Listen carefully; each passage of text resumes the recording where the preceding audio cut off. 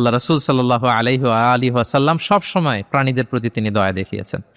এবং তিনি বনি ইসরায়েলের একটা ঘটনা বলতে যেয়ে তিনি বলেছেন যে একজন প্রস্টিটিউট লেডি, ব্যভিচারী নারী, যার জন্য জাহান্নাম বরাদ্দ ছিল, কিন্তু একটা তৃষ্ণার্ত কুকুরকে পানি খাওয়ানোর কারণে আল্লাহ তাআলা ওই পাপাচারী নারীকে জান্নাত দান করেছেন।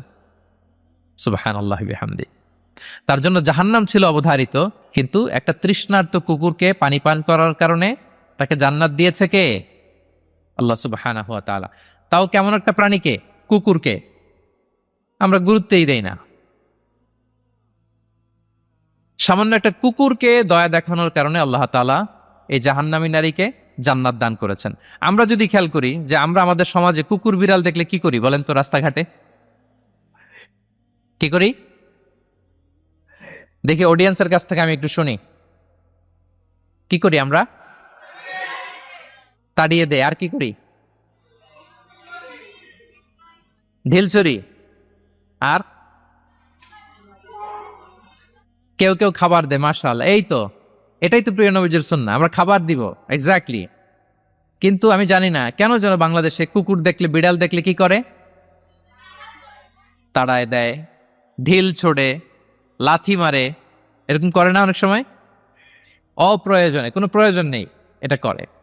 এবং সবচেয়ে মজার ব্যাপার হচ্ছে মাঝে মাঝে দেখা যায় যে জোড়া লাগা কুকুর যদি দেখা যায়, যে একসাথে দুটো কুকুর, তাদের প্রজননের কারণে তাদের একটা বিশেষ ঋতুতে, বিশেষ সময়ে তাদেরকে এটা করতে হয়।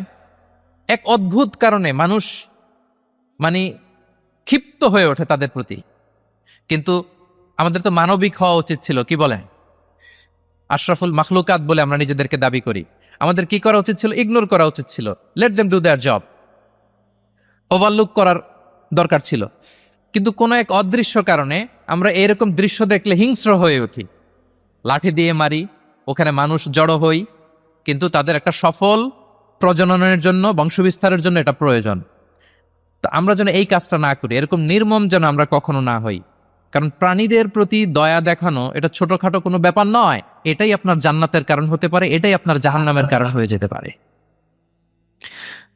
আল্লাহ রাসূল সাল্লাল্লাহু আলাইহি ওয়া আলিহি ওয়াসাল্লাম বলেন, মান লা ইয়ারহাম লা ইউরহাম। যে ব্যক্তি অন্যকে দয়া দেখায় না, আল্লাহ তাআলা তার প্রতি দয়া দেখায় না। ইরহাম মান ফিল আরদ ইয়ারহামুকুম মান ফিস সামা। এই দুনিয়াতে যারা আছে তোমরা তাদের প্রতি দয়া দেখাও, যিনি আকাশে আছেন তিনি তোমাদের প্রতি দয়া দেখাবেন। তাহলে এই জমিনে কি শুধু আমরাই থাকি নাকি? না পশু পাখি প্রাণী এগুলোও থাকে? এদের প্রতিও যদি আমরা দয়াদ্র হই, মমতা দেখাই, করুণা দেখাই, আমাদের প্রতিও দয়া দেখাবে কে?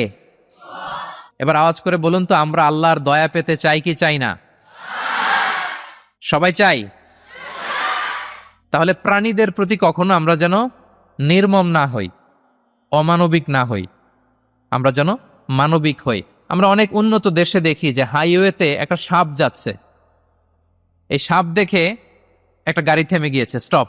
তার পেছনে পেছনে শত শত গাড়ি স্টপ।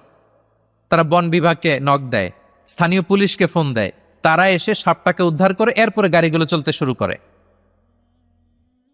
একটা ভিডিও ক্লিপস আমি এমনও দেখেছি যে একটা হাঁস তার বাচ্চাগুলোকে নিয়ে হাইওয়ে পার হচ্ছে। হাঁস তো খুব আস্তে আস্তে হাঁটে, একেবারে পিপিলিকার মতো একটু একটু করে হাঁসের বাচ্চাগুলো যাচ্ছে, শত শত গাড়ি at the middle of the highway stop.